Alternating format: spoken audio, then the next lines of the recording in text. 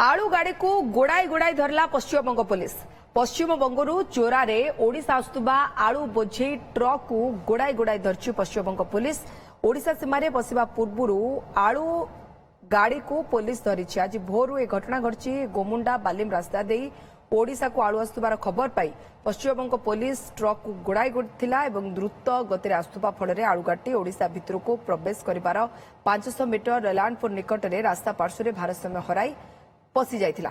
Paschim Banga police गाड़ी को जब्त करने सहित गाड़ी में आलू सह पश्चिमबंग को से ड्राइवर को भी फेराई नहीं।